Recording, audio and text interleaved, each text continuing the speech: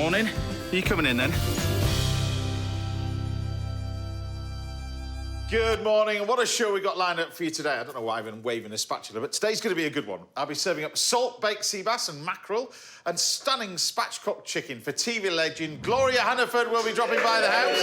Mr. James Tanner will be here as well. He'll be behind the hob serving up another classic dish that you'll find on pub menus up and down the country.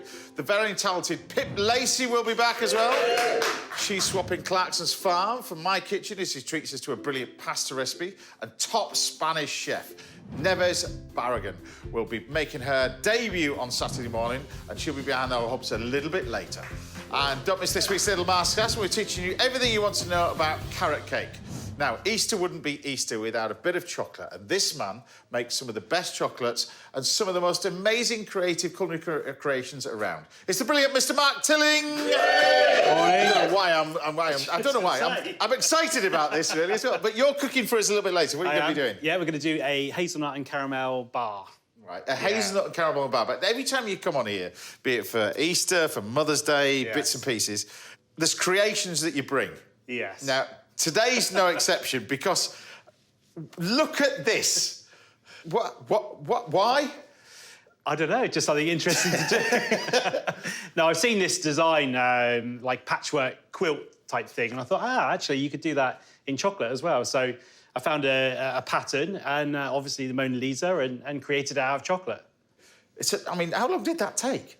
On and off for a couple of weeks, but there's about 10 different greens in that. Yeah, I know. I can see there's different coloured greens. It's quite a challenge. And also, little piece of chocolate. How many pieces of chocolate? It's like the ultimate sort of edible jigsaw puzzle. It's about nearly 5,000 pieces in there. Wow. Yeah.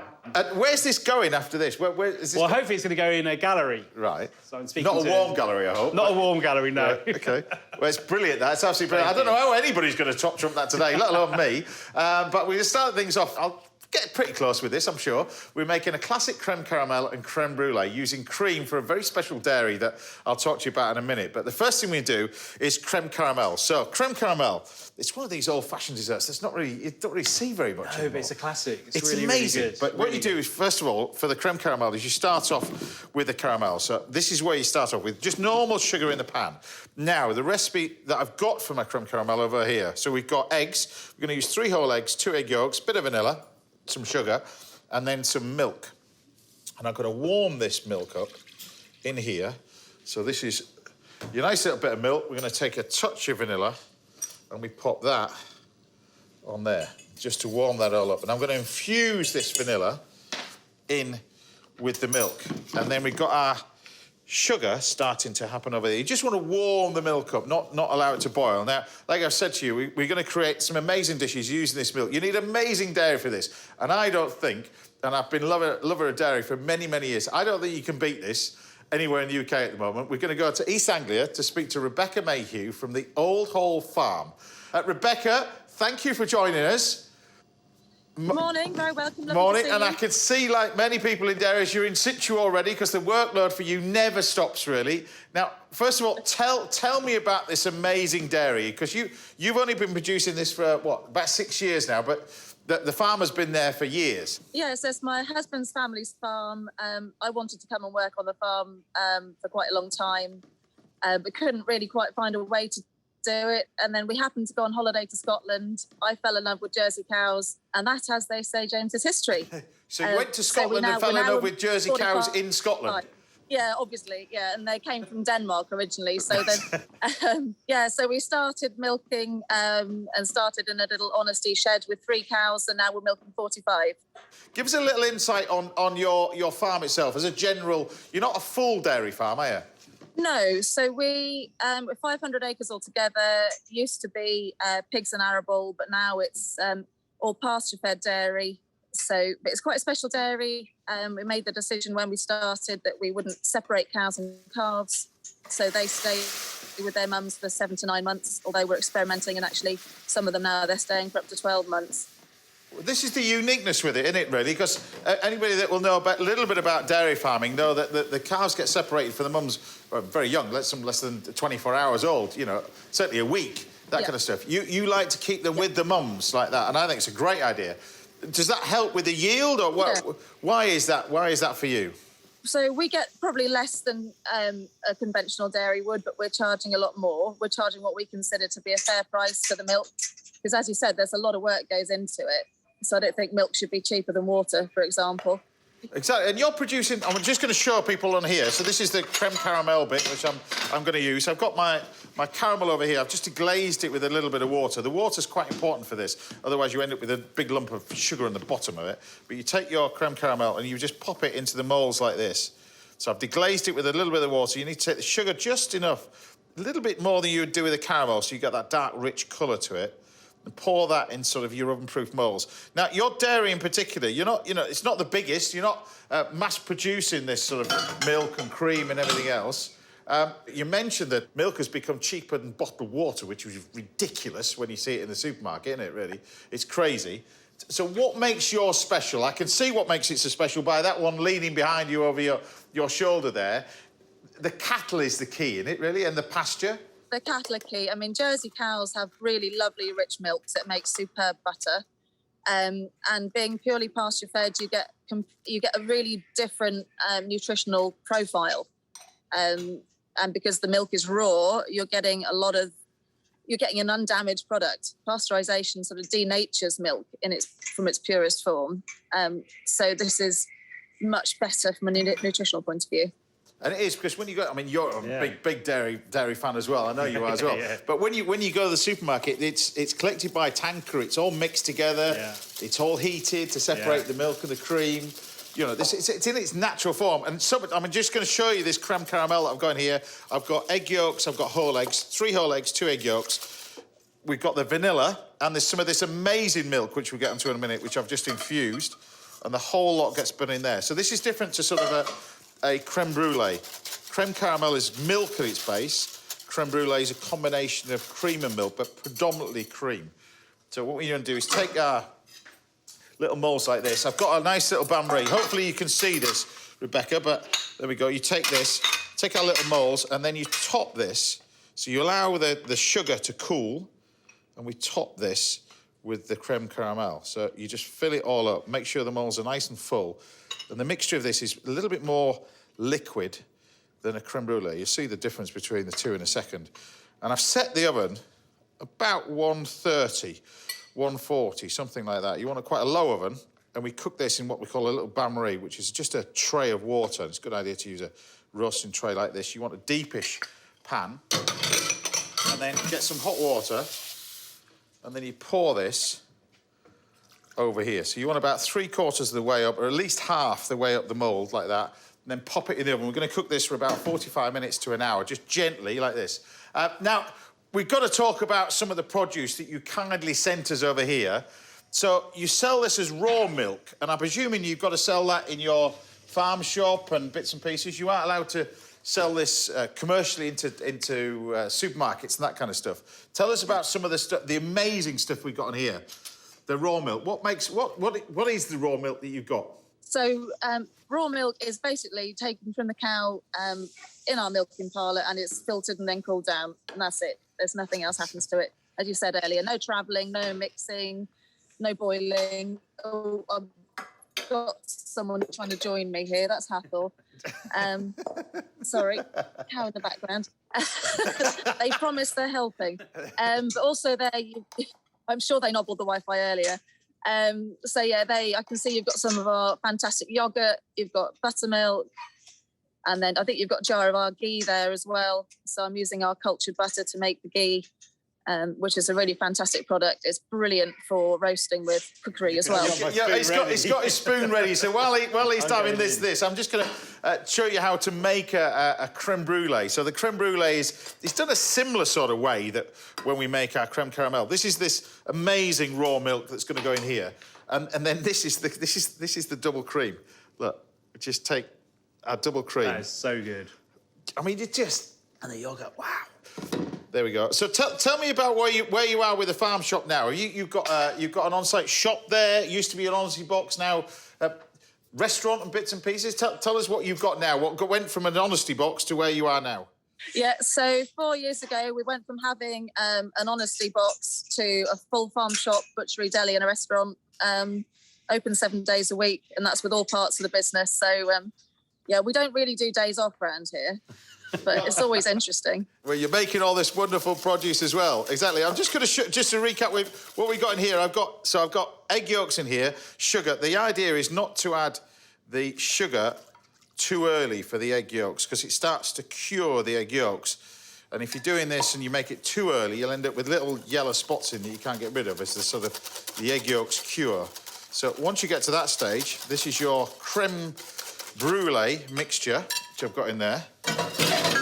Lose that to one side. We'll then grab our... And then what you want to do for this is, with a creme brulee, I sort of make it on these sort of, call them sur la plate dishes. Old school dishes, really, these ones. Yeah. So it's slightly thinner, really, with creme brulee, rather than it being thick.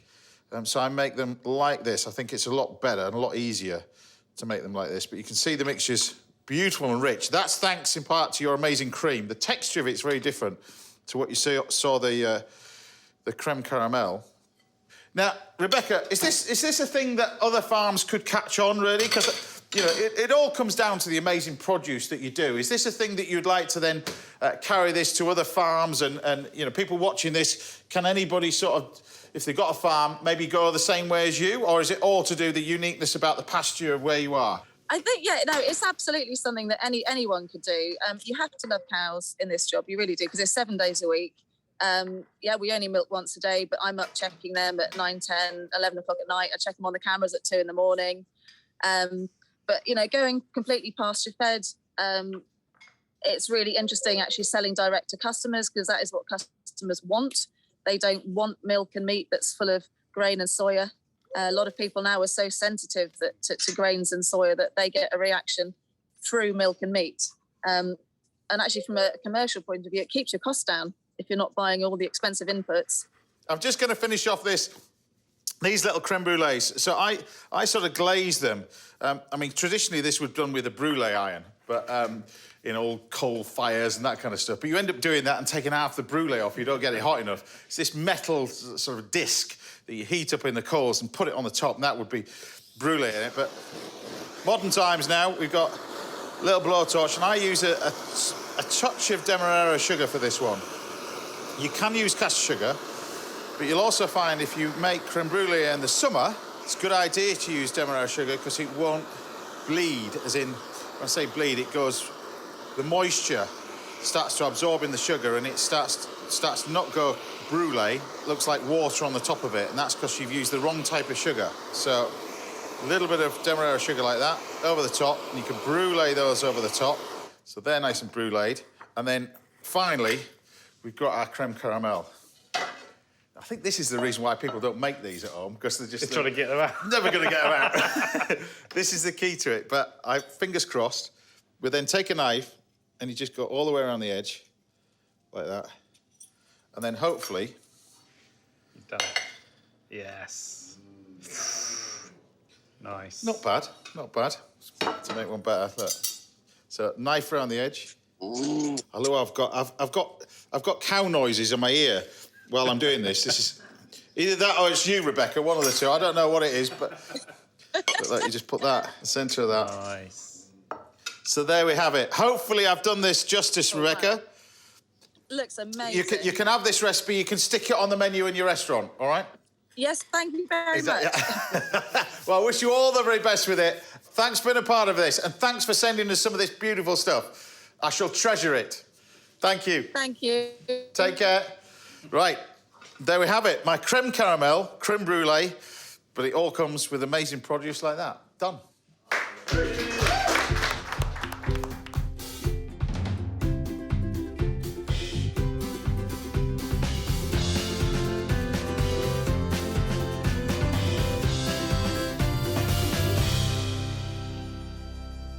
Right, bon appetit. There we have it. Creme caramel, just to recap, that takes about 50 minutes, 130, 140.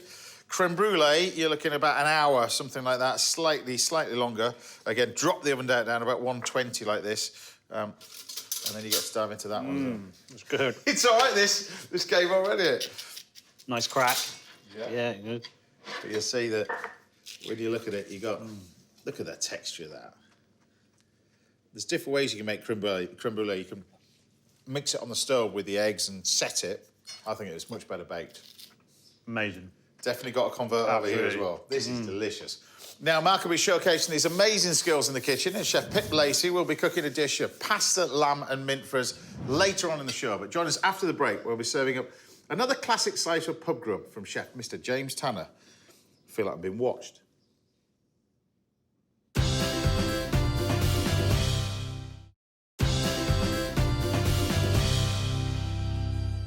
Welcome back. Now, friend of the show, Mark Tilling, will be sharing more of his epic chocolate creations later this morning. And I'll be joined at the house by the legend that is Gloria Hunniford in just a little while.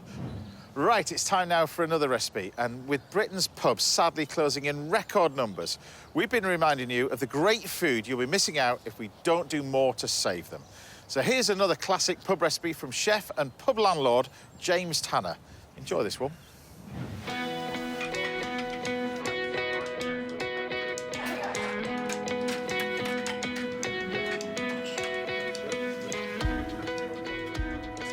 So today is all about one of my all-time favourites and a massive seller at the pub, and I absolutely love it, sticky toffee sundae.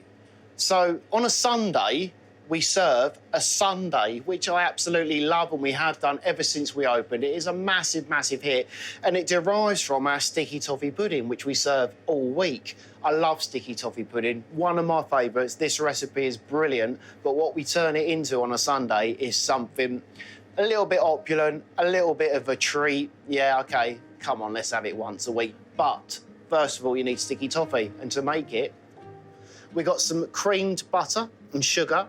We have some pitted dates, which have had a touch of bicarbonate of soda put in them, and some water, and they've been brought to a simmer and then boiled. So yeah, there's a fact. Dates with bicarbonate of soda and water is the base of a sticky toffee pudding. Obviously, we need a touch of flour for that, and we need some eggs, and it's all about combining everything up. So we take our creamed mixture, which is our butter and our sugar, and as you can see, beautifully creamed together so that it's not too grainy on the sugar, and we've taken the butter to a soft temperature. Into that, we're now going to add our date mixture, and then we can start with the addition of the eggs and the flour, and it is simply a case of mixing everything up together. Get your oven preheated for this one as well. You're looking at around about 160. Takes about 35 minutes to cook this one through. You want it so it's only just cooked through. So a good little test is get a skewer, put the skewer in the middle of your pudding, and if it comes out just dry, without any residue of your raw mixture on it, take the pudding out and leave it to sit, and the residual heat will finish the pudding, because there is nothing worse than a dry, sticky toffee. Anyway, let's go in with some eggs, and also in with the flour as well. Give everything a good stir so everything's combined. I've got a lined baking tray ready to cook our puddings in. Make sure you clean the sides of the bowl and make sure everything's combined. Okay? Now, onto the tray, and then again use the spatula to get every last bit into that lined tin. Give it a very, very slight push towards the edges. It doesn't have to be perfect, this one. This is one of them puddings where as it cooks, it actually flattens out and then lifts. You don't have to be too perfect with it, if that makes sense anyway. So as you can see, just very simply done.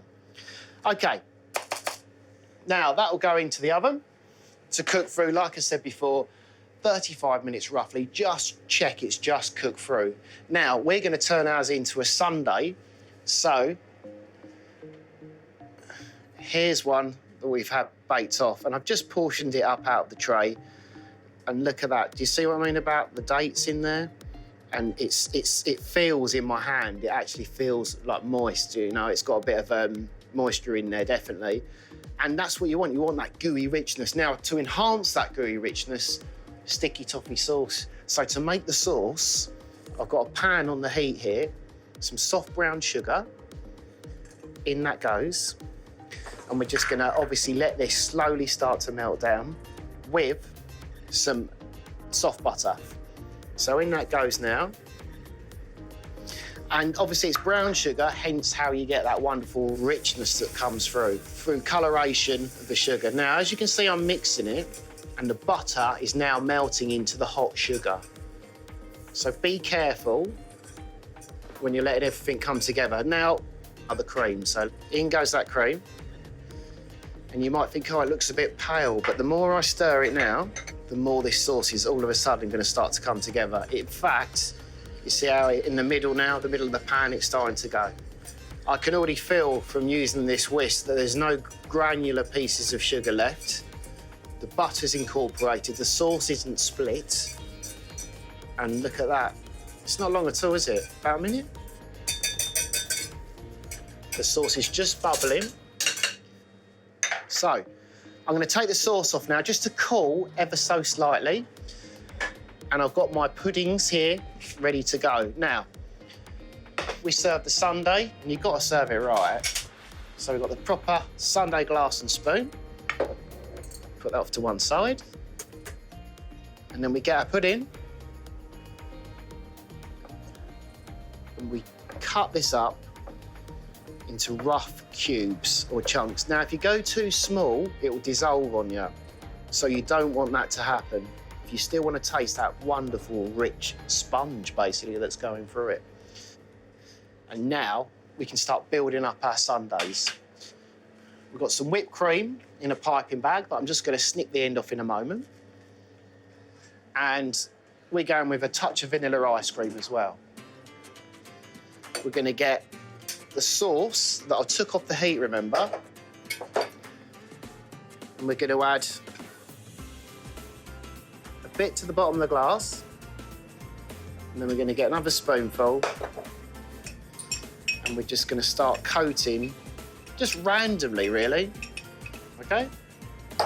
Now, a few sticky toffee pieces at the bottom. And I always like a sundae when you eat it and you eat down through and you get that last nice little hit at the bottom. It's brilliant.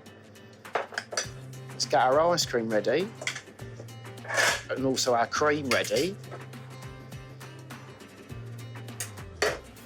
So it's up to you how you want to build it. You can go ice cream first or cream.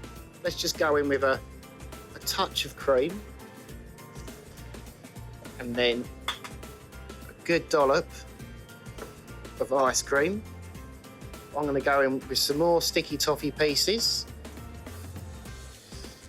Give them a little bit of that hot sauce, but don't overdo it over your ice cream. You want cold and hot with this, or cold and warm. A touch more cream. And then we haven't finished. It just keeps on going. I love it. Some more sticky toffee pieces. And then a touch more cream.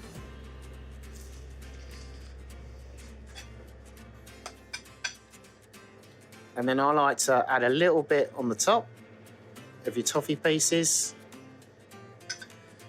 And then you could just serve it like that, but we don't do that. And it is a treat after all. So I've got some various different chocolatey garnishes that can go on this. So let's go for it. So I like a few of the chocolate sauce sprinkles, a few pieces of the chocolate swirls, finished up with some of them wonderful crispy twirly biscuits.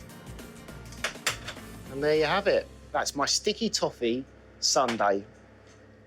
I can't wait to dig in. It's delicious.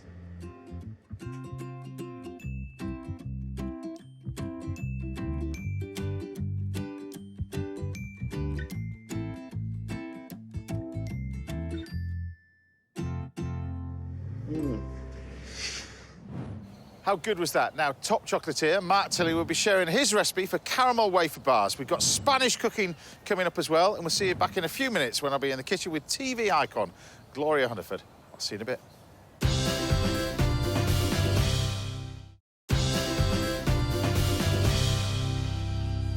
Welcome back. Now, still to come, we've got a masterclass in carrot cake. But first, I'm here with a legendary broadcaster who's become a familiar face to millions through many of her shows, from Loose Women to Rip Off Britain to This Morning, The One Shot, and even now recently, I can't believe she did it, The Masked Singer. It's the fabulous Gloria Hunniford! I cannot believe you did that. I can't believe I did it either. Funny enough, my youngest son, because I started to sing when I was 7. I know. But I haven't been on a big stage like The Masked Singer for years. Well, we're going to talk about that anyway. Yes. I know you've even written a cookbook. I was doing research on you. You've written a cookbook as well. I was asked when I came to England, first of all, from Ireland, I was asked to do a cookbook, and I said, look, I don't want to poison the nation, but I took all my mum's and my grandmother's recipes, and nowadays people are eating all the wheaten bread, brown bread, soda bread that my mum made. I know you love your food as well, particularly one area of the world which I love. You love your food, and this is the idea of this from it. So I'm going to do salt-baked fish for this one. So egg whites. You can do salt-baked with several different things. You can do it with salt and flour and water, but I think with the fish, really, you want to keep it nice and light with the egg whites. Classic dish. So whipped egg whites in here. We've got beautiful bits of fish. I'm going to take some rosemary. So I've got some salt. Now, the reason for this... A lot of salt. This is a lot of salt. So the reason for this is particular area... I know you're fond of a particular area in France, the south of France, particularly. So I thought we'd take influence from there and do this sort of a French-style dish, really, using this salt-baked fish as well. But you mentioned when you were a young kid, 7 years old. Was that staged? Because I heard you were singing 6, wasn't it? 6 or 7? 6. You were touring at the age of 7. You're going to be shocked by this. There was no telly then. Yes, I'm that old, yes. Well, when I first started, there was only 4 channels. I remember that. Well, there was none. So therefore, in Ireland, you know, everybody has to... They say, you've got to do your turn. So there were concert parties. We were called the Mid-Ulster Variety Group. And my dad was a newspaper man by day and a magician by night. Right. And I'd sit and look at all these girls from Belfast in their big frilly dresses, and I would think, I'll do that one day, because I actually thought I could sing in those days. And so then I did, toured around with my dad. But, you know, when I look back now, I mean, at the age of 7, 8, 9, I had to be up for school in the morning at 7. And yet sometimes we weren't coming home at night, albeit monitored by my dad, until maybe 1 in the morning. So I've been a busy girl ever since. Because didn't a member of your family make the dresses as well for you and stuff? My aunt, if she had the opportunity of education, she could have been haute couture in Paris. She would just buy the material, drape it over your body, and then cut around it on your body. And so it was marvellous. She could have done it when we first met, I suppose. That was... Do you realise Strictly was 16 years ago? Oh, and I've loved you ever since. Actually... Yeah, I mean, I can't believe it was 16 years ago. Actually, it was after, sadly, my daughter Karen died, and I didn't want to do it. I just didn't want to do Strictly. But everybody thought it would give me a chance to smile again and to have a bit of fun again, because I thought I would never smile again. And so Strictly was very good for the soul. And it was fun. If you don't mind me saying, you mentioned it, but you can't prepare yourself. I don't have kids, but you can't prepare yourself to losing a child. No, never. So in my opinion, you know, it's all relative, but in my opinion, it's the worst thing that can happen to you in life. And I've lost a former husband, family, all of that, but losing it, you can't carry a child for 9 months, give birth to a child and love that child for whatever number of months, years, or whatever you have it. And, you know, there has been so much sorrow in the world, you know, in recent years, so much sorrow, so much loss. You have to learn how to deal with it, really. How did you deal with that? Did you... Because a lot of people can just delve into work and bits and pieces like that. How... Because you've worked all your life. Yes, I have. And work is a safe place for me because a lot of life is like shifting sands, but I know where I am with work. But a lady, I'll sub this down a bit, but a lady wrote to me and she obviously said how sorry she was about Karen and everything. And then she said this very profound phrase. She said, you must remember that Karen was wonderfully spirited and she had a very big soul. And the soul is bigger than death, and death is never the end. And you now have to find a way of carrying Karen's soul and spirit forward because you are in the public eye, and that's why we set up a foundation to help cancer people in this country. You're still doing it to this day as well. It's my healing. And you very kindly... I know this because I got a phone call. I was just about to sit and watch Coronation Street there, and I'm just chilling out, gin and tonic. Next minute, Who's on the phone? Gloria's on the phone. Stop it, Ricky. Stop, Ricky. Stall it, yes. I'm more than happy to help you out. I must tell you, they were a very funny story because we hadn't been able to have any events for 3 years because of COVID. By the way, I have been watching it. Yeah, this is the fish, by the way. I've just covered the fish. I put a little bit of lemon in there. Hopefully the director has spotted this. I've just mixed the salt together with a little bit of rosemary. The salt's gone over the top. This one you bake for about 40 minutes. This one, the mackerel, you bake for about 20 minutes. It looks like a baked Alaska, but apart from that... It is a bit like that, because I'm going to take this out and just leave this. So tell us about the charitable organisation. So you very kindly gave us an auction prize to raise money. And we haven't been able to have a function for 3 years. And there was this lady, it's a sweet story, because she was adamant she was going to have this auction prize. And so my auction? Your auction prize, yes, to come down, watch you do exactly what I'm watching you doing at the moment. So I know, if you're watching today, I know she's going to have a wonderful time when she comes down. We're never, it's only Charles, but very, very few people that I would invite here for an organisation. See the effect you have on women, though? It's only asparagus. It's just asparagus is a bit of fish in a pan. But this goes in here. So look, I'm going to change the subject rapidly. In we go with the pan. Boiling salted water. I'm going to put the asparagus in. It's going to take no more than about a couple of minutes to cook. While I'm going to do that, I'm going to do a nice little bit of... I'm going to do a watercress hollandaise. And I'm going to serve it with this fish and everything else. I'm going to tell you a little-known fact. Every time I open a packet of butter, I more or less, and my husband, we think of you, we think, oh, we might as well use some more James Martin in this dish. Well, I have got a little bit of butter over here, but there is a little bit on here, Gloria. That's for sure. I'm going to take you back to your, well, not just your childhood, but past that, when you've done the singing and bits and pieces. It was radio, really, where you first started before television, wasn't it? What happened? Forces Radio, wasn't it? I went to Canada when I was 17, which was quite a brave thing in the 50s to do. And when I came back, I'd actually had been asked to sing some Irish songs on Canadian radio. Well, I thought I'd arrived. So when I came back, I was brought in to be interviewed, you know, locally in Northern Ireland about it. And to cut a very long story short, I believe you're faced with a lot of luck in your life, but you have to grasp your luck and a challenge and make that luck work for you. But I was given a job in broadcasting, and then I was given a job in radio too. So I didn't realise at the time, but I was the first woman to have her own show on Radio 2. But there's one phrase that a man in Northern Ireland said to me when he gave me the job of broadcasting. Took me into the newsroom, and there were no women in broadcasting then, either before, in front of, or after, or behind the scenes, should I say. And he took me to the newsroom and he said, what do you see? And I went, see a lot of men on typewriters. He said, well, remember, you're as good as any bloke in this room, and you'll be out doing bombs, bullets and barricades in Northern Ireland the same as them. So without me ever having to think about sexism in life, he taught me that I was as good as any bloke.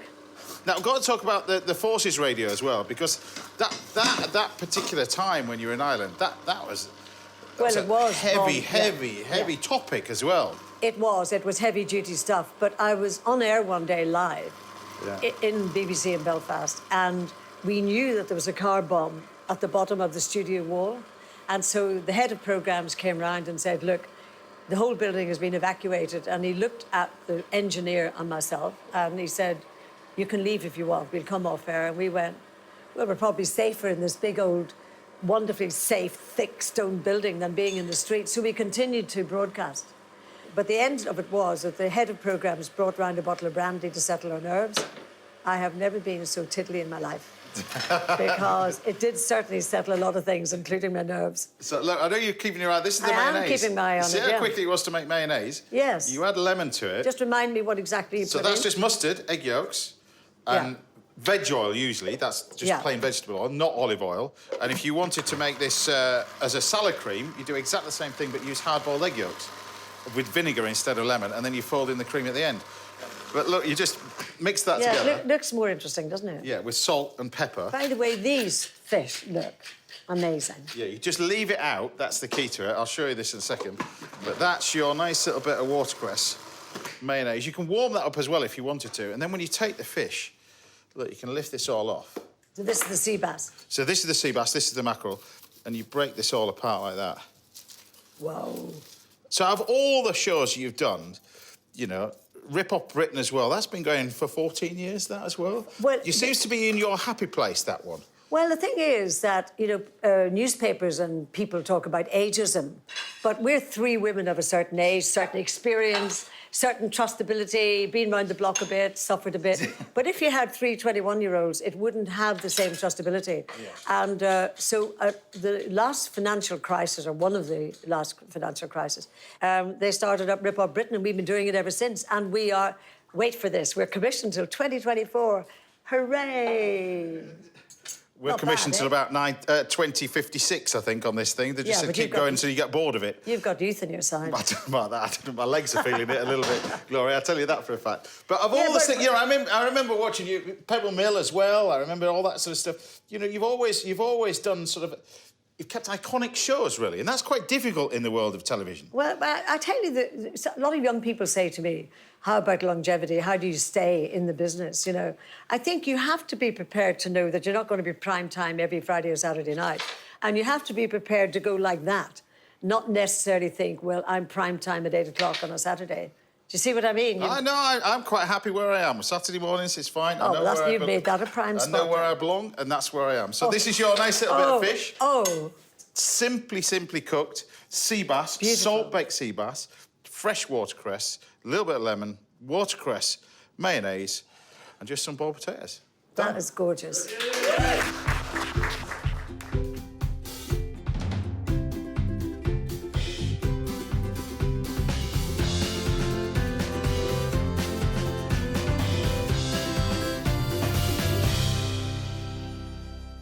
Well, Gloria, I'm just going to take a little bit of lemon. Just goes over the top of the fish, like that. Oh, it looks And then tell divine, me. Now, you're asking about honestly. the salt. Does the salt I was just change the wondering taste? what the case of salt actually does to the taste. But Try it. Honestly, it is unbelievable. I love sea bass. Yes, it is unbelievable. It's unbelievable. It's a good starter. There we go. Now we're treating Gloria to a second course of roasted chicken with peas and pommes as well, one of my favourite potato dishes. But joining again after the break when we got a top Spanish chef who'll be treating us to an amazing dish of her very own. I'll see you after the break.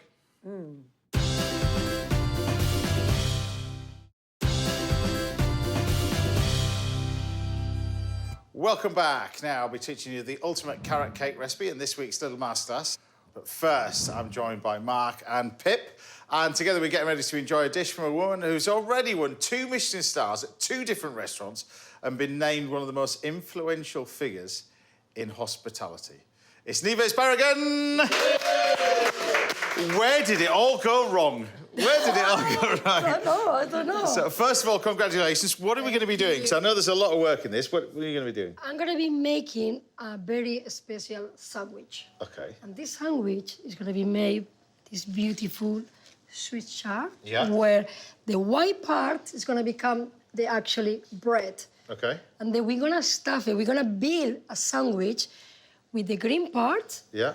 We're going to have here an amazing beef, cured beef from Galicia. And then, as well, we're going to use... The cheese. Cheese. This cheese, as well, is from Galicia. It's around 30 days old. Yeah. And to finish on top of the sandwich, we have in this an amazing PX balsamic, which I reduce a little bit. I'm just going to put it around on top Sounds of the pretty good. sandwich. I know you want to prepare these, so Yes. off you go. You can show us what to do with these, then. So first of all, what we need to do is we separate the green part Yeah. from the white part. And then, to... And then these cook separately. It's important that you keep these separate. So we're going to cook the white part around 12 to 14 minutes. Yeah. And then the last 2 minutes, we're going to add the green part. So all alone is around 40 minutes until you get the sweet chard very, very nice and soft. It's very important to get the white part super soft. Can I ask, when did you first arrive in the UK? I think it was 1998. Yeah. Well, I'm just going to go through a little thing. This is your first restaurant. 2014, Michelin star. 2015, GQ Best Chef of the Award. 2015, National Restaurant Awards Best Restaurant. The new restaurant. New restaurant, 2018, Michelin star awarded. 2018, AA Restaurant of the Year. Second place in the 2018 National Restaurant Awards. Chef's Chef of the Year, 2018. It just keeps going on and on and on. This is what happens when you have an amazing team. Eh? Best Breakthrough 2019 GQ Food and Drink Awards. The list goes on. I mean, your place, though, people have fallen in love with your place, haven't they, really? Well, I think what I cook is very simple. It's really what I like to eat. So basically, it's like as soon as you come into Sabor, you travel to Spain. Sounds pretty good to me. Without your swimming trunks, that's the thing, all right? So this, you can imagine this after sort of 10 minutes. Exactly. So now you add Yeah. the green part until it's very soft. And this doesn't take really long. What are you looking about? Three minutes? No, three, 4 minutes. And it's super important that all the green as well is very soft as well as the white. I'll move this one side and we'll Yes, cut to what okay. we've got in there, because Pip looks like she's in top of the pots with that thing, steaming away. You look like in a cauldron on camera. So anyway, this is the start of the sandwich. That's it. So you end in having a super soft white part of the... Now, you want me to do these parsnip crisps and bits and pieces? And what I'm gonna do is just cut in half, maybe remove the edges to make a nice... So this is from the northern part of Spain, then, is it? Well, this is a dish Yeah. that is being forgotten because my mommy used to cook it, my grandma used to cook it, and I remember all the parents, they used to cook it, and now you cannot see it like the young people doing it. I don't know why. I think it's a very fun way to use this amazing vegetable. Yeah. Because people, when they see the switcher, they say, Nieves, I don't know what to do with that, because we don't use enough this amazing vegetable, right? Absolutely. I love how you get me to Yeah. do this bit as well, which is quite nice. Right, that's that. Let's stop in there. Yeah. There we go. Right. And then, Now, the green part, yeah, I'm going to fry these off in here. So this is for the end bit. and I'm gonna pan fry a little bit with the garlic and chili. So that's gonna give a little bit flavor inside of this sandwich, which in Sabor, we call in Sabor sandwich. And is it always done with this? No, yeah. Not yet. No, the switcher, yes. Right. What is different is I'm using in this case the beef, but you can use sweet ham. You can use Iberico ham. Well, you have the best ham in the world. Well, yes, but also we have an amazing beef. That's true. Yeah. So it's the good thing is you can use even chicken or turkey. You don't turkey, have... come on. Yeah. Turkey. No, but you will see when No, you just... Sweet you ham built- you turkey. built- No, you can't compare this with turkey. Come on. I built you up. When you Don't have destroy it. We'll edit this bit out. No, this is when, not... when you have a leftover, No, yeah, no. this is another way to use No, this no, vegetable. turkey, mate. No. Yeah. I show you next time. No. I've got all French then. Right. So you have turkey in Spain? Not really. No, exactly, you see. not really. Precisely. Right. All right, what's that? So this is part of the filling then, is it? Yeah. I'm loving this. Right, let me sort that. I'll sort out the parsnip crisps, which are We're gonna just add... not far off here. So you colour these without colour because they go a little bit bitter, these parsnips. So drop the fryer down a little bit. That's the key to this one. I'm going to tip these all out. That's that one. Right, meanwhile, I'm going to take what we're going to be making, which are these, and I'm going to deep fry these because I know you want to get these in the oven. So I'm going to pop these in the Yes, fryer. you have to, Then because jump you have ahead to. a little bit, so this one. So these are going to go in here. That's all going to go in there. Done, right. That's cooking away nicely. Next. Right. So I'm putting the green stuff. Right. Now we need to put the cheese, which I already have cut. So tell us about this cheese then, because this is quite. It's only 30 months old, 30 days old. It's a 30 days, but this one is. I like this one because it's a little bit smoky, so it's bringing even more flavor to this dish. Right. And it's just because it's very young, it's a little bit salty, it's got a little bit acidity, and I just love it. And I like to use. And you see, I don't like to grate, in this case, the cheese. Yeah. Because when you grate it, it doesn't get that... You know when you break the sandwich? So you want a chunk of cheese? Yes. It's good. So you want the stringiness of the sandwich? That's it.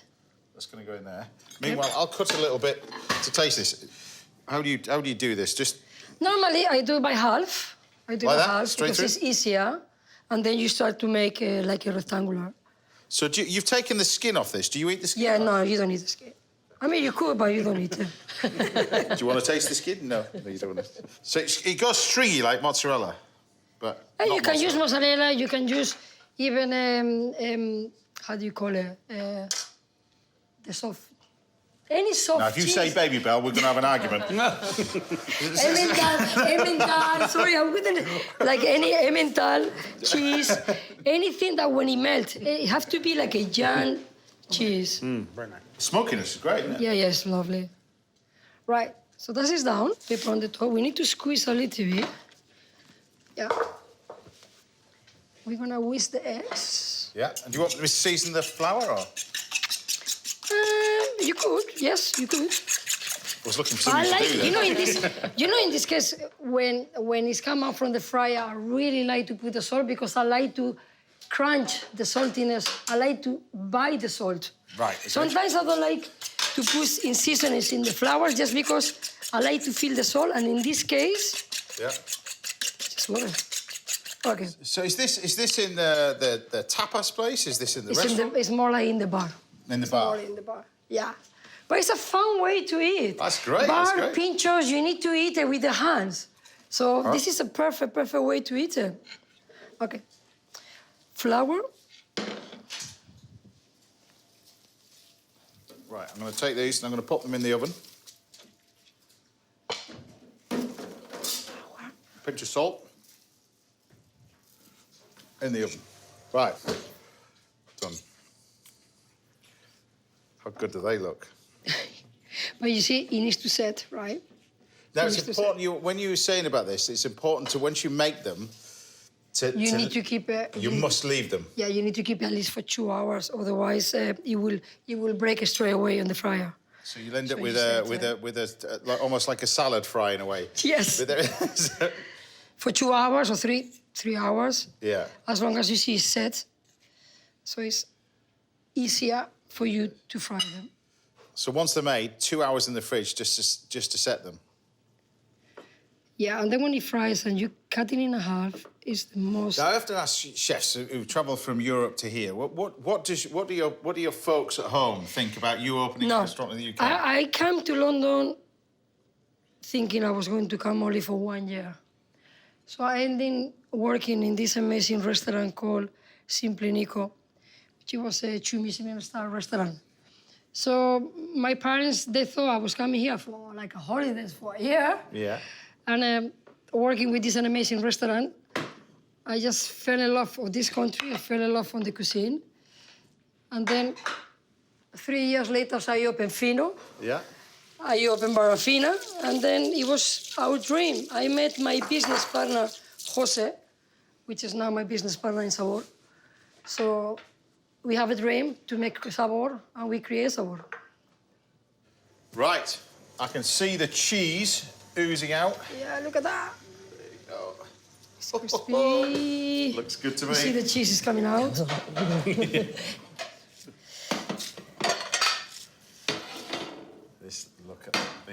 Look at that.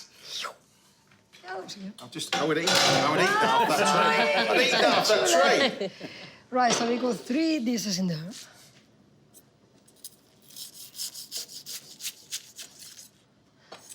See it? Oh dear. Oh dear. Dear. Oh dear. It's made that Mona Lisa look a bit rubbish, hasn't it?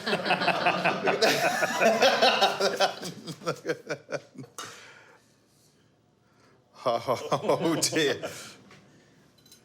And you got that? Do you know what? I'm just I'll taking have all that. I like that one. Just gonna put a little bit of grease. What are you doing? Nothing. What are you doing? Nothing. A little bit of crisps on the sides. You wouldn't believe that was out of Swiss chard, though, would you? Move over croque monsieur. Move over croque monsieur, yeah. And this is the best part now. So good. That's the best part. This is what it makes. Faster. Eat it. Come on. Eat it. Well, that looks amazing. So give us the name of this dish in Spanish. So I call it Sabor sandwich. That's what it is. How fantastic is that?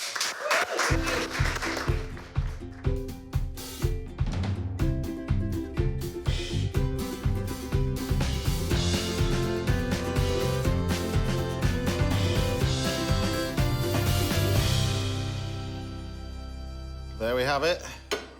Bon appetit. Thank you. Dive into that. How good does that look? Stringy. Please give me a piece. The vinegar is the key, no? Yeah, I like the acidity giving. Oh my God, that's amazing. What is that like? Legend. Nieves, everybody. That is amazing. Absolutely amazing. Right, we're making a caramel wafer bars with Mark a little bit later on. There's masterclass and carrot cake coming your way very, very shortly. But don't go anywhere, because Pip is in charge of the kitchen. That's coming up next with a delicious plate of pasta. I'll see you after the break. This is unbelievable.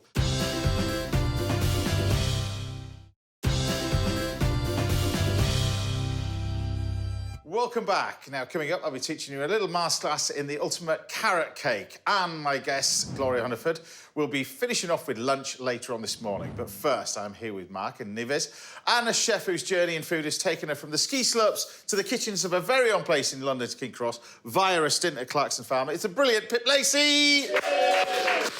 Superstar Pip Lacey, superstar. Right, what's on the menu then? We're going to make a lamb belly farfalle pasta. Of course we are. Yes. Right, OK, so it starts off with this amazing cut of meat, lamb belly. It's amazing, this. Yeah, And so inexpensive, this. Yeah, and the most flavoursome. The fat on this is incredible. So last time you were on, I mean, people remember I remember the Brussels sprouts the first time you were on. Yep. Deep-fried Brussels sprouts. Yes. You remember deep-fried Brussels sprouts? Why are you laughing now? Yeah, they're laughing. It will change their lives in Spain when they have deep-fried Brussels sprouts. You'll have it on as a tapas. I'm gonna make a note. That's it, deep-fried Brussels sprouts. They're amazing. So deep-fried Brussels sprouts. And you've been so busy recently as well, doing everything else. You've now got a second restaurant. Yep, we've got a pub Yeah. in Islington, and that's going really well, and I'm very much enjoying being a landlady. Yeah, that's Yeah, great. yeah. Isn't it? And then from there, you go from there. Little birdie tells me you got a little pizza place. Is that right? Well, we're looking at a third site. Can't tell you exactly where it's going to be, but it's close by. We're going to corner the market, maybe, as they say, Yeah. on Chapel Market, and So it's on the street corner near the pub. No, well, maybe. Narrows it down a bit, doesn't it? You've got the lease sorted out, but anyway, go on, right. Yeah, it's a very small place. We'll do takeaways as well, but we're not going to, reinvent the wheel with the pizzas. But I'm just perfecting a dough at the moment, so hopefully get that right. So tell me what you're doing now then with the belly. I'm just putting some hard herbs on it, some garlic, salt, and then we're just going to pop it in the oven. It takes about between an hour and a half, depending how big it is. And what temperature do you cook that at then? Cook it at 160, and then halfway through, turn it over. So not like a roasting piece of meat. You don't want it too high. Yeah, it's quite low. Straight in there. Thank you. Okay. That's my supper later. That one, right? And then I'm making a little dressing for you over here. Yes, so please. you're going to put the team to work. Oh, yes. Yeah. Of course. You've got to work for something, you know. If one of you could pick some mint and the other some parsley, please. Thanks very much. You mean just the fine tops? And now I'm going to make some pasta, or the pasta. Right, so while you're doing that, I'm going to get on and do this. So you're going to tell me what to do with these. These. Tell me what these are. So these are sort of the spare ribs from, like, your beef ribeye. Yeah. So we've got these. A lot of them go for sauce, or there's a bit of paper on there. Yeah. Yeah, or waste even. So we take this byproduct and we brine them for a couple of hours with spices, salt, herbs, and then take them out, do what you're doing, deep fry them, and serve them with aged malt vinegar. And this is the like last. a bar snack. This is the last time you were on. You took home the gluten-free flour, yeah. And so I was like, I'll try to see if these because we didn't know if we were going to slow cook them, roast them in the oven. I knew that I wanted to use them, but it was like, how are we going to use them? I wondered where my gluten-free flour had gone. Kilo had disappeared. Unavailable now. Right, and I like how you're getting me to do this right next to the Mona Lisa over here. No pressure. Yeah, be careful, be careful. Just be careful. Right, so this goes in. How long are you frying these for then? About 5 minutes. 5 minutes. So they're going to drop in there, right? So over with our pasta then. Yep.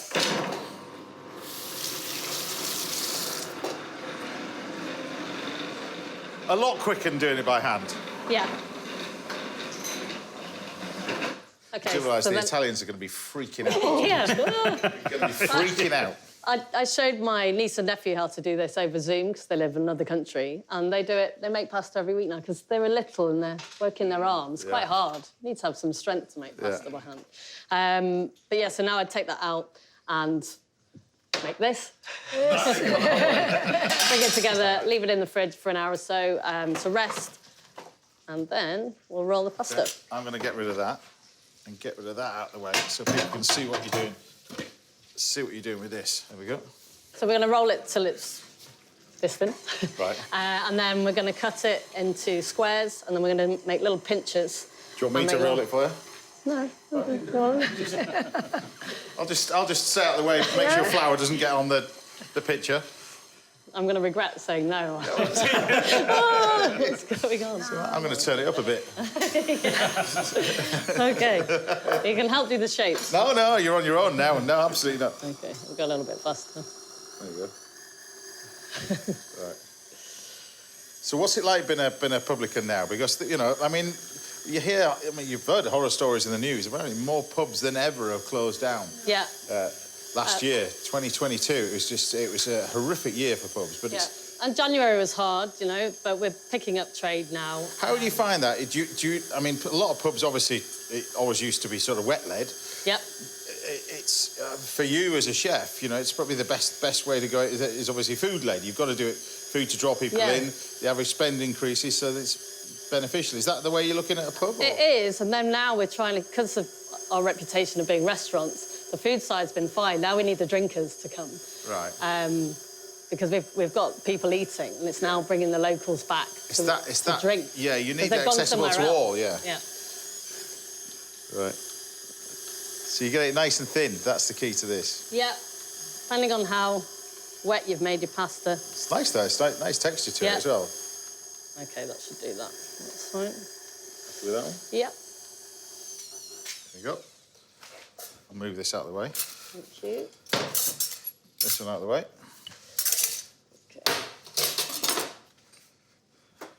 OK, we have this little gadget, this little cutter. And this is also something you could fry as well. If you want to, as pasta scraps, rather than throwing them in the bin, we do like a dip with pasta crisps. It's very nice. Yeah. Ooh, nice. Well, you went like that and you turned your nose up at Brussels sprouts. You know? This is going to go in here as well. I think this is at 5 minutes. Is this all right? Yeah, this want to come out? Yep. OK. So I'll take that out, and then I'm just going to pop the pasta straight in. Yep. This is going to go in here. Love that. Straight in the fryer. Our Italian audience is definitely going to be switching off at this moment. This is great, doesn't it? It goes like poppadoms. Look at that. Yeah. Look at that. I don't think I've ever had deep-fried pasta before. No. No? Right, so that's that. Got a few more on here. And I'm switching that off. Right, there we go. So there's your pasta. Oh, I see what you're doing. Look at this now. What's next? And we're going to pop this... Yep, lovely. Put this here. So I'll take the herbs off it. And garlic. So this is at about an hour and a half. Yep. This one. I love this when you cook it and let it go cold and you fry it again. It's like cook it again. It's fantastic. Oh, it's amazing. Deep fry it. Well, you can deep fry it if you want, but fry I again. think it might be a bit overkill doing what we're doing. But and how do you find it when you're doing menus for all these sort of places? It's hard Because because now you've got the multiple- pub's very different food. So Yeah. I get a bit confused sometimes because you're in one place going, oh, yeah, this would be really nice. Like, oh, this is impossible here. Like, the guys wanted to put on risotto at the restaurant, but just the way the setup is in the kitchen, it'd be impossible to do. Right. But it would work at the pub. So I'm like, oh, yeah, okay. So, Yeah. OK, so these, again, you could just cut them down, ruin your knife. Yeah, I can see that. Yeah, I'm wincing when you're doing that. Well, go on. I'll just do that bit, and you can nibble on the That's lamb. what you get for picking the herbs. You get a little tidbit with it. There we go. Thank you. There you go. I love lamb. Not even just that, with a little bit chimichurri on top. Yeah. Lovely. Just amazing. This is the only place you can eat this, isn't it? 'Cause I you're know. not allowed it at home. Not allowed lamb at home, no. Why aren't you allowed ham at home? Because the missus hates the smell of it. It is such a strong smell, especially if you don't like something. So in the sauce bit, you've got radishes, peas. Peas, I always like to use, if they're small like that, the fresh peas just raw. I don't like cooked peas for some reason. Don't know why, just personal preference. And I think the flavour's nicer. Yeah.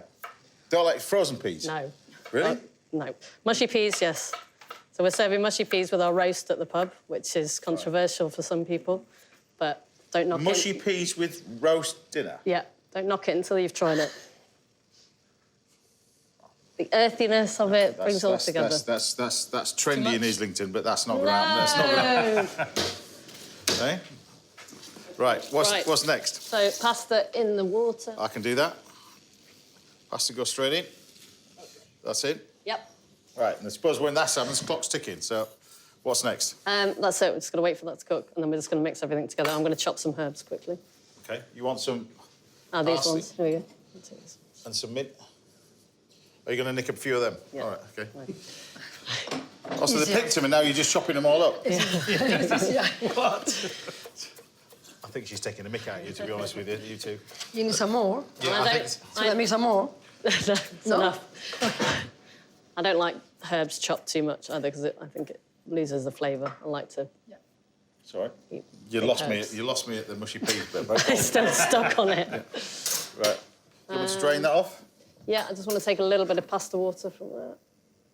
Not too much. Whee. Quite hot, that pan. It's quite hot. It's a good pan. Yeah.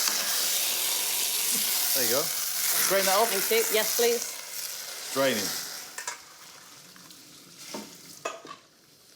That's that. There. Right. OK. Right. Switch that off. Yeah. OK. So Right. we'll just put the lamb in. Radishes. Do you want the stove on? No, it's all good. It's fine. And the dressing for this, Yep. are you going to dress the herbs in it, or are you going to dress? I'm just going to add a little bit to this at the end. All right.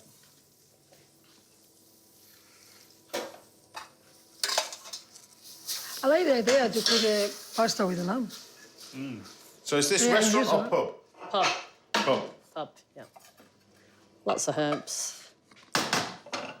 That's that. We'll munch on that. Get rid of that. And that. Dressing, Dressing at the end. pinch of salt. And then we got 2 And we plates. put pepper in the dressing, so that's lovely. There we go. So you have the beef ribs as like a little snack, do you? At the... Yes. The bar. Yeah, and some people are coming and they're spending hours on them, just gnawing away. Because they're not fall off the bone, you have to use your teeth. But the flavour's Can I just crazy. say, the flavour, what I thought was that lamb was amazing, but it was actually a massive, great chunk of garlic that I've picked off the board. This is amazing, though. Look at that deep-fried pasta. It's on there. It's tasty, isn't it? Lovely. Happy with that? Very happy. So give us the name of this dish. Lambelli pasta. Lambelli pasta with On a side of beef ribs, deep-fried beef ribs. deep-fried beef ribs with lambelli pasta. Done. Easy as that. There you go.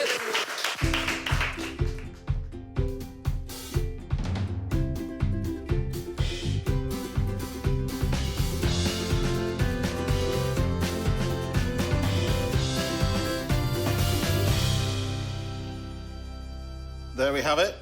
Bon appetit. Amazing, thank Dive you. into that one. Thank you. Shall we have a little bit? Shall I share a Yeah. rib with you? There you go. We'll give you that. Drizzle some of that. Oh, this is proper. That is fantastic. Pip, everybody. Great stuff. Right, chocolatier Mark Tilling, that fella over there, will be trying to share some of his Easter chocolates very shortly. And I'll be chatting some more with a brilliant Gloria Hunniford at the end of the show. But see you back here in a couple of minutes for a lesson in carrot cake. See you in a bit.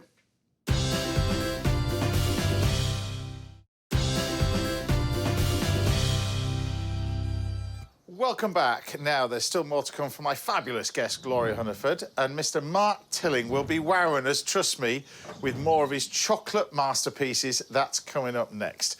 But first, it's time for this week's Little Masters. And this week, I'm going to be doing spotted bacon and show you how to make the perfect carrot cake. So first of all, the recipe for carrot cake, or rather the preparation for our carrot cake. I've got a tin over here. It's about a 10-inch cake tin, so a slightly larger cake tin than normal. And then what I'm going to do is line this, first of all, so with a little cartouche. Take a little bit of butter. And we're just going to put the butter in there, all right? That's now officially buttered. Then we're going to take a cartouche. A cartouche is making a circle out of a square or an oblong. So what you do is fold it again, fold it again, fold it again, like that. Measure from the centre to the edge. And then what you want to do is when you cut, you just create a little arc with the cut. So you just create that little arc with it. And then when you open it all up, you have your cartouche. Sit that in the bottom. That now sits in the bottom of your mould, like that, okay? Now, once that's done, that's ready. Then we turn our attention to the actual filling part.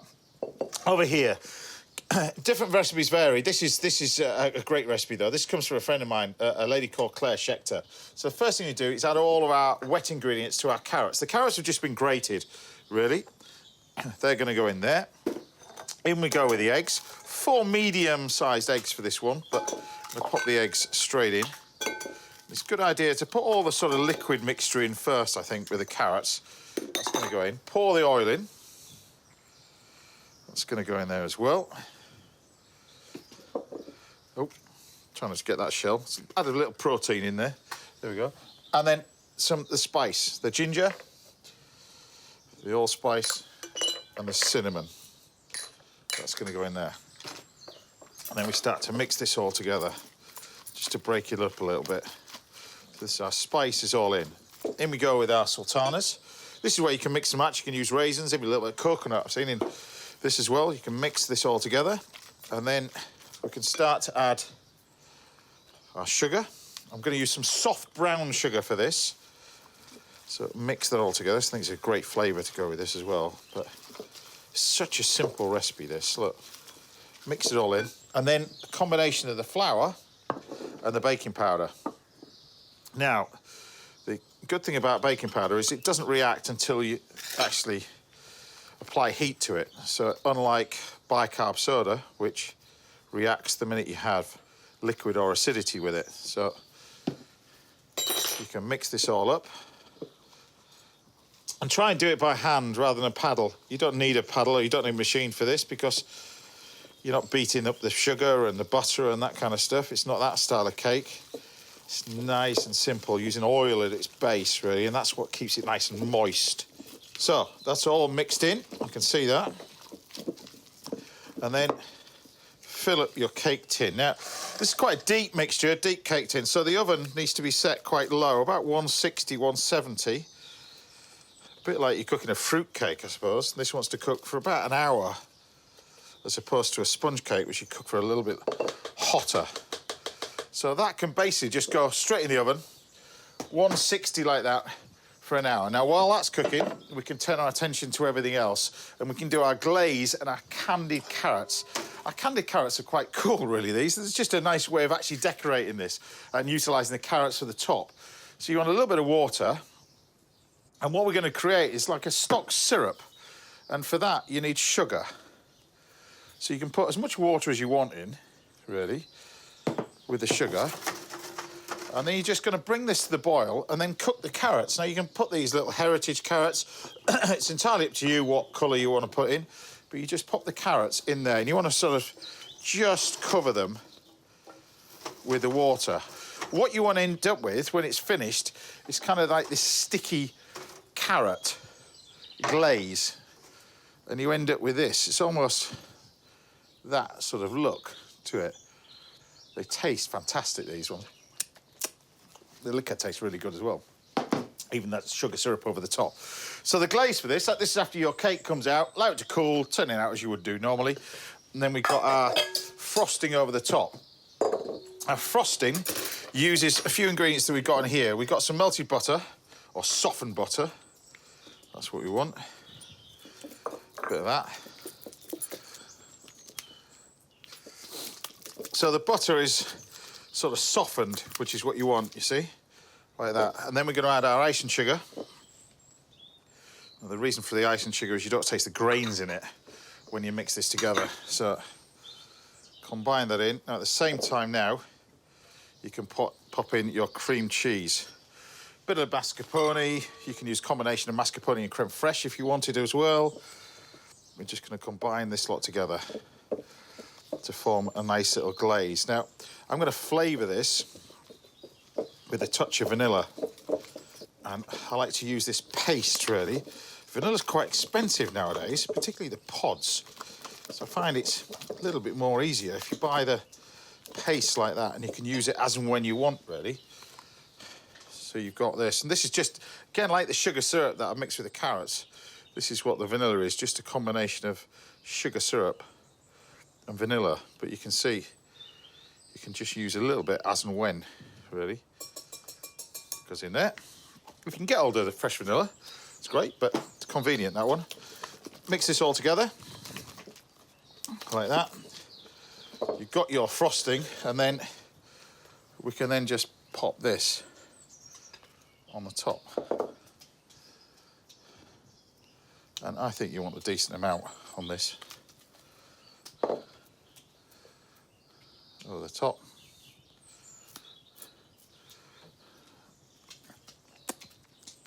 Decorate how Claire would decorate it. Like that, like that. And then you can grab your carrots and you just get these until they're lovely and candied. Look at these, they're beautiful. But just so many times you put marzipan carrots on them. Well, why don't you put fresh ones on? Because these taste amazing in the sugar syrup. And then you've got some of this syrup left over as well. But this syrup tastes of carrots, so utilise it. You've got this little glaze on the top. Adds even more moisture to this cake. So there we have it. My version, or rather Claire's and my version, of a simple little carrot cake, perfect for Easter. Done. Now, if there's anything you'd like to learn about and a little masterclass, then do get in touch. We'll see if we can help out right here on the show. Time now for a quick break. Join me again in a minute when Bake Off's creme de la creme winner, Mark Tillin, will be blowing us all away with his incredible chocolate display. I'll see you in a minute. You don't want to miss this one.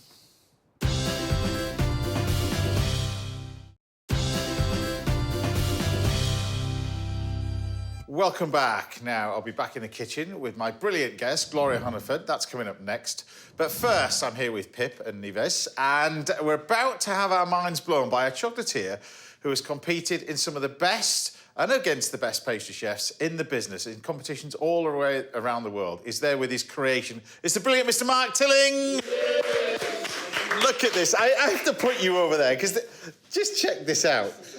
This is something I just did at the weekend. Just did it at the weekend. You know. Just remind everybody how long this took. This is all chocolate.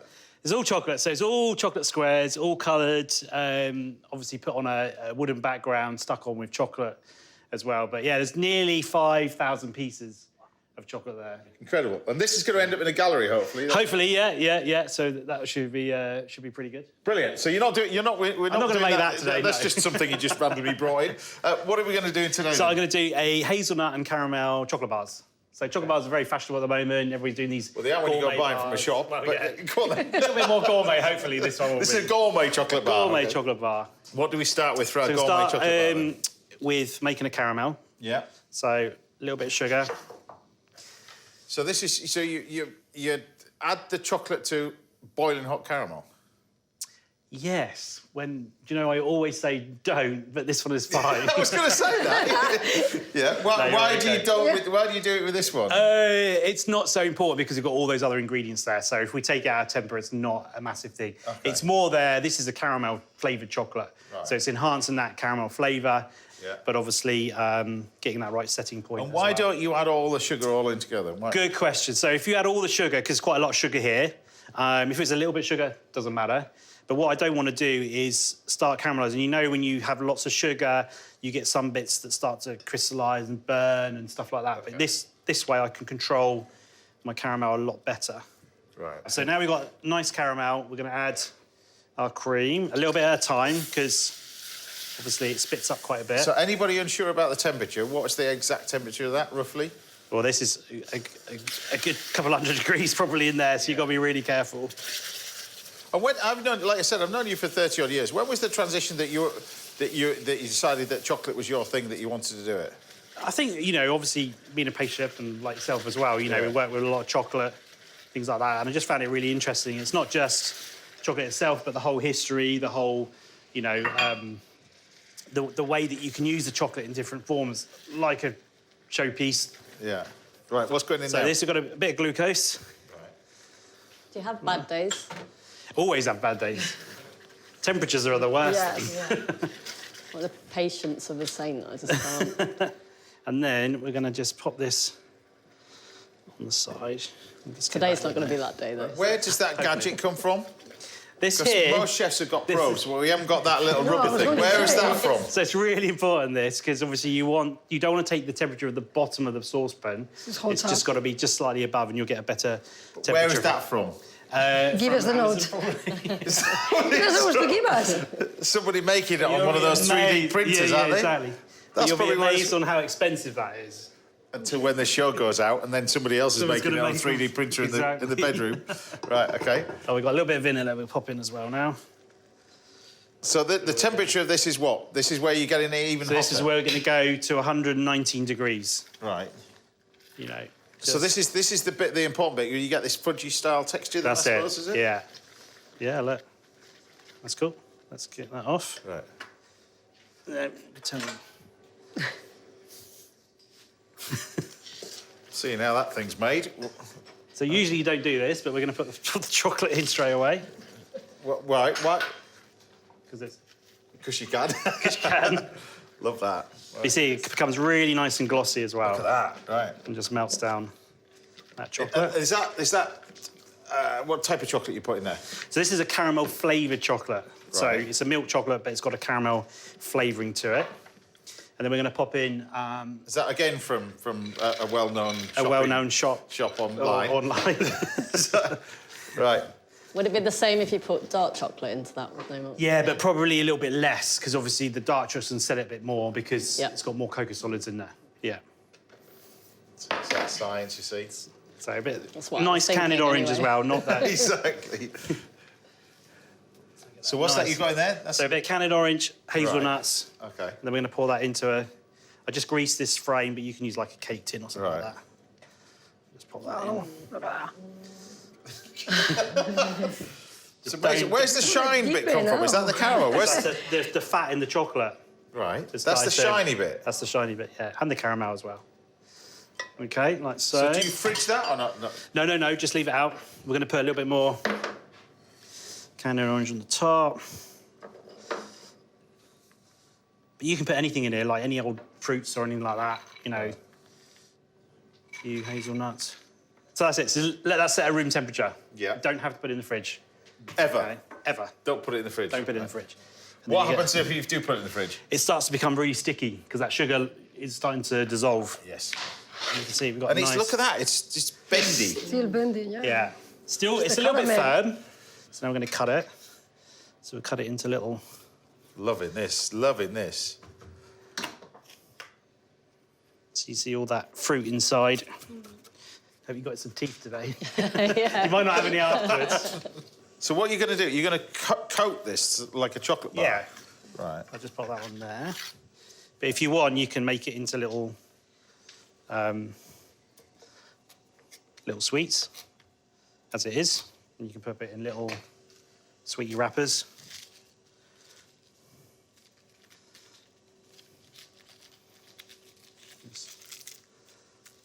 tie them up. Like so. Ta-da. Okay.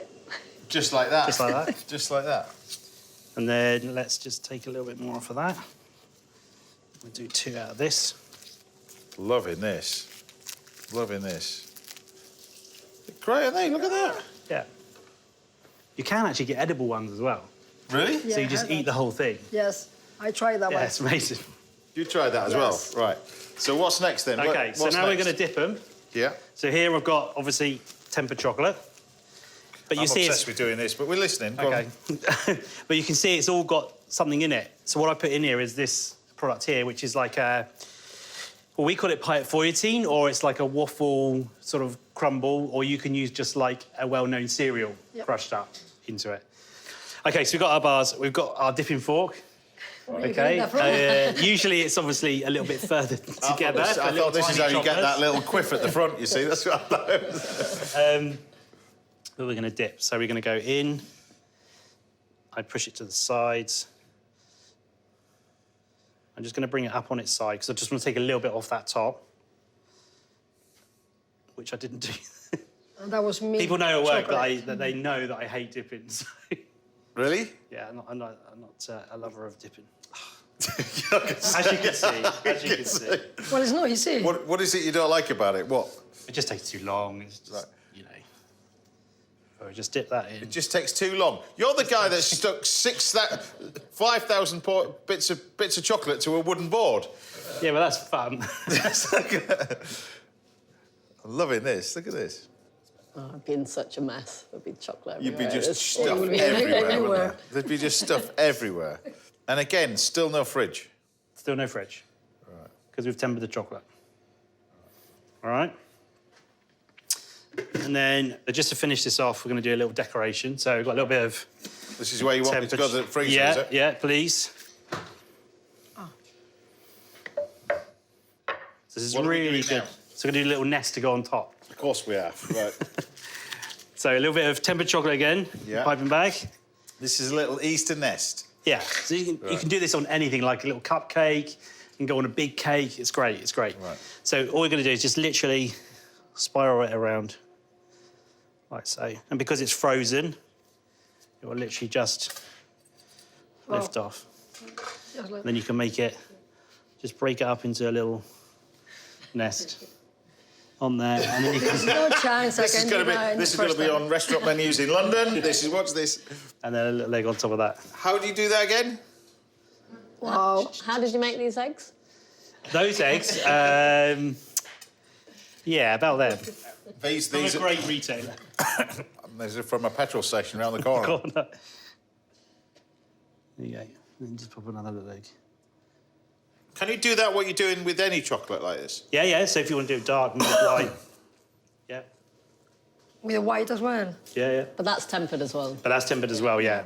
If it wasn't, it would freeze, which is fine. Yeah. But you'd find later on it would be a bit more droopy. Yeah. Usually what I do is let them sit on here, let them rest a little bit. Mm-hmm. And that has to be frozen. Yes. That's it. Lovely. got some- So give us the name of this dish. So this is a hazelnut and caramel chocolate bar. Mark, everybody.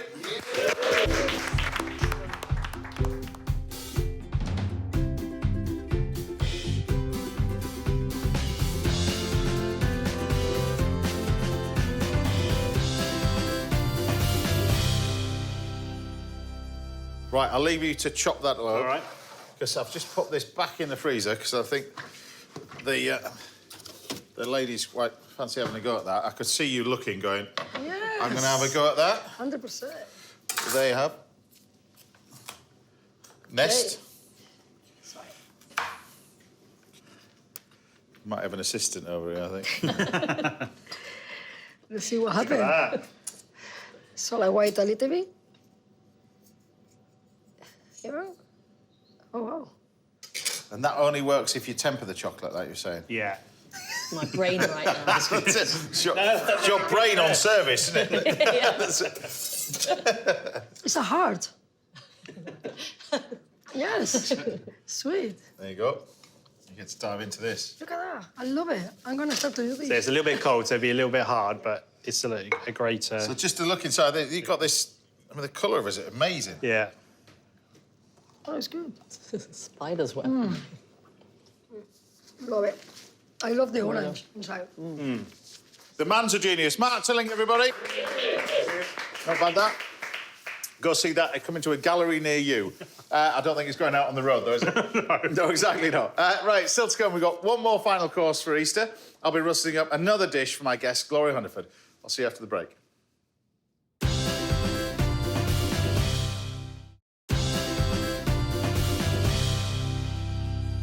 Welcome back to the last part of the show. Now I'm here in the kitchen with Pip, Mark, Nieves, and of course, Gloria Hunniford. And Mona Lisa over here as well, which we talked about as well. So first thing we're going to do is we're going to do, again, another French classic for you. So roast chicken. We're going to do roast chicken with spatchcock. I'm going to do petit pois à la française, which is lardons, a little bit of onions, some peas, some lettuce, that kind of stuff. And then this one over here, it's one of my favourite potato dishes. Pomme parisienne. This is fantastic. Oh, so pomme parisienne, we've got here. I'm going to get Pip to peel the potatoes, and then what we're going to do is basically use a parisienne scoop and then make little circles out of the parisienne scoop. So if you can do that, Yep. You can crack on and do that. Meanwhile, over here, I've got some that have just been boiling for about sort of 6 to 8 minutes, right? I'm going to drain these off, and then what we use is we use, rather than use the water's predominantly to start the cooking process, or in theory, about sort of half the way through. We then turn our attention to use this, and we're going to use some veal stock. Oh, I like So the way can- you just buy it. This is how you buy it. This is how you... Well, not many chefs make it nowadays, do they, really? Not the veal stock. Yeah, not the veal stock. So it takes about 48 hours to make veal stock, really. know. And then you've got an issue nowadays. What do you do with the bones, and how do you get rid of the bones and bits and pieces? But this is the stuff. This is this liquefied... Look, and it goes jellified when it's sort of like that. And then this gently cooks the rest of the potatoes with a little bit of fresh thyme. So literally to the boil. Yeah, so you boil the potatoes, and then you're going to continue to cook them in this mixture.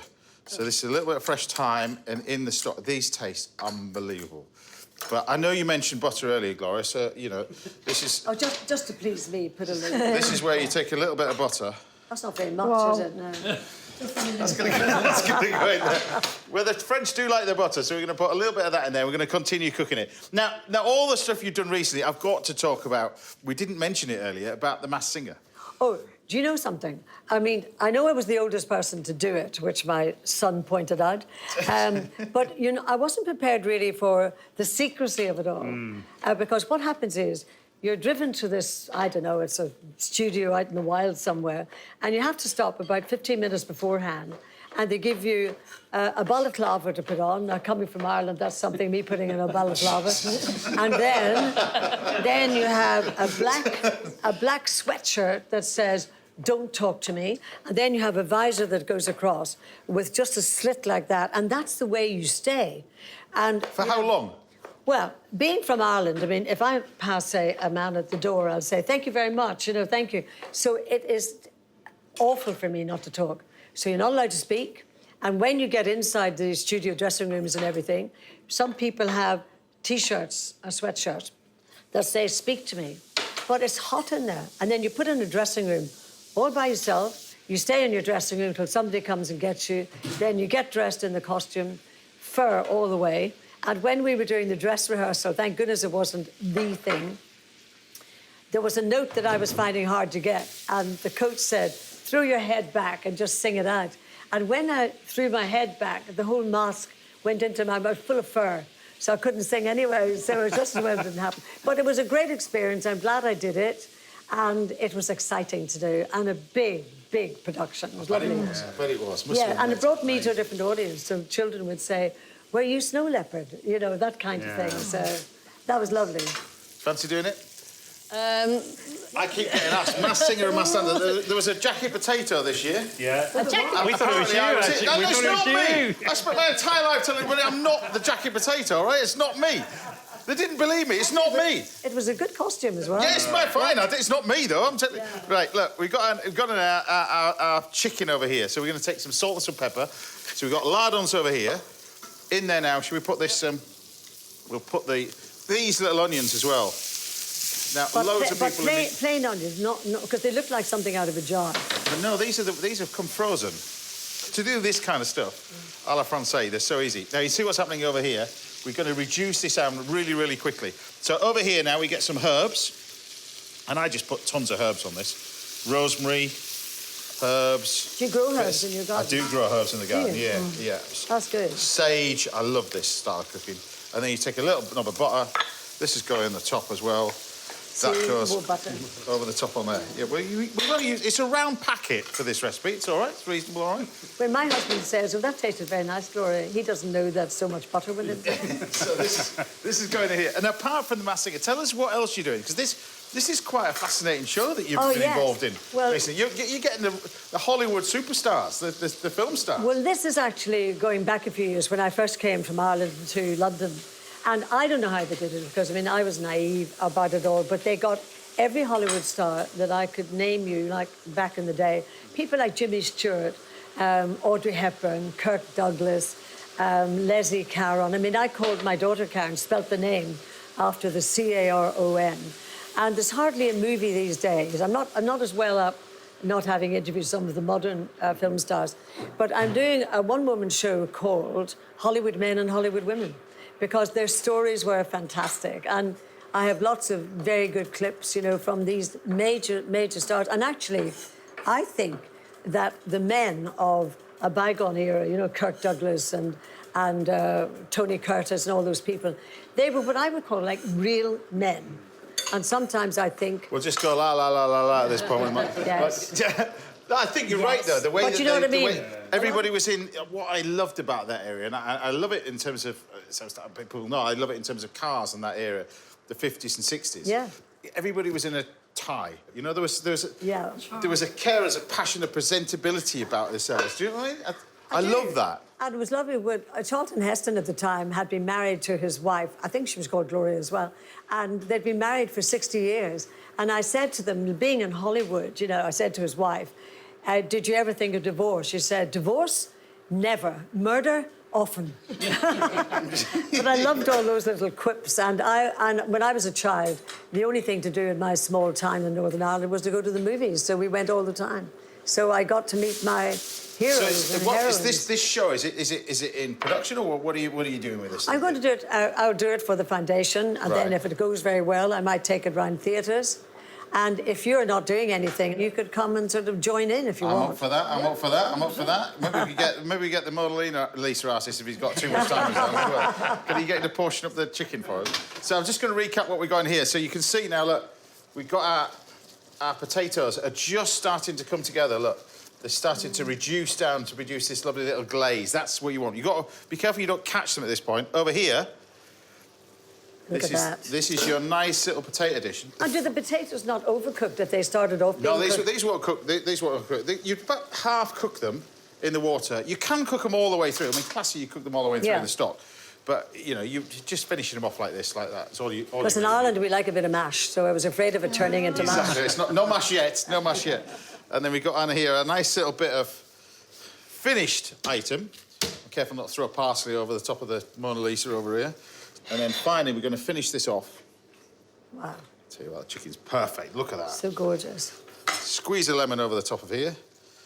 That's that one. And then we can just serve this up. So I'll grab... Oh, goody, we get to eat again. This is where you get to eat again, you see. Marvellous. This is the show where you come, you arrive, you talk about yourself, you drink all my drink, and then you clear off without washing up. It's brilliant.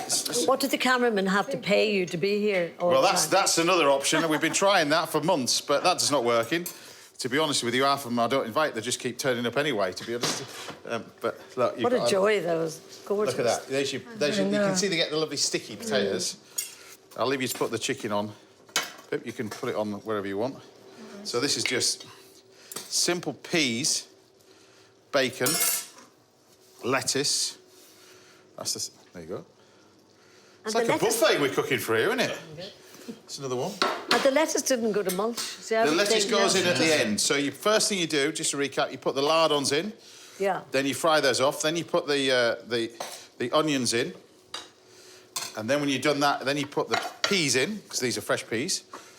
Then You put the cream in, Wow. salt and pepper, and then right at the last minute, you put the lettuce in, and this just sits with it.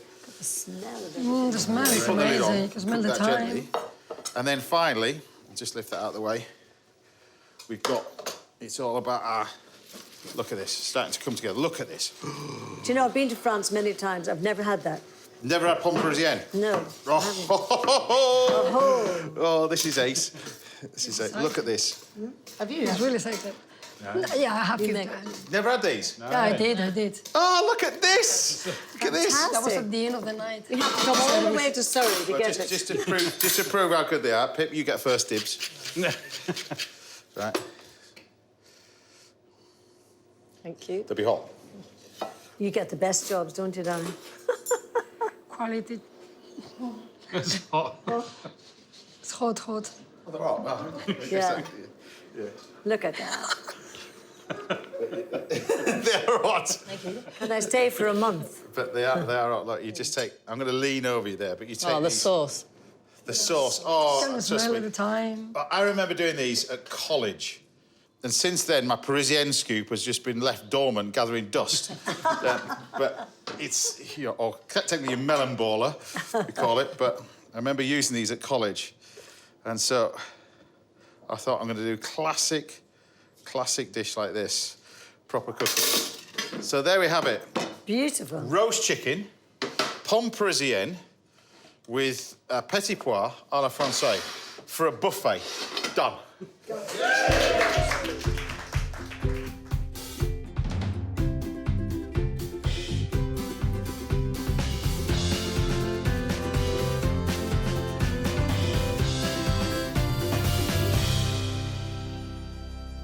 Gloria, there we have. And I can't believe I'm cooking for all of you. Look at all this. I know. You know. And two of us have never tasted your Parisian potato. Well, you've never tasted... Well, I think there's four of you never tasted these potatoes. Well, Pip, had you know that? Yeah, no. we'll dive into the potatoes first with that glaze and Okay, everything yes. else. Tell me what you think of that. It's... Oh, my goodness. The potato is not overcooked at all. It's, Yeah, it's amazing it's how there. it's together. Notice, not one of us is eating chicken. It's straight to the potato. Wow. It is Unbelievable. so beautiful. Well, that's it. That's all we got time for today. Massive thank you to all my guests, Rebecca Mayhew, Nieves Barragan, Pip Lacey, Mark Tilley, and, of course, Gloria Hunniford. Cheers. Cheers, everybody. We'll see you back here same time next Saturday morning where we're joined by more top chefs. Dipna Anand and Tony Tobin will be here, and singer-songwriter Freya Ridings will be here as well. Until then, happy Easter. Take care of yourselves. I think I'll dive into these.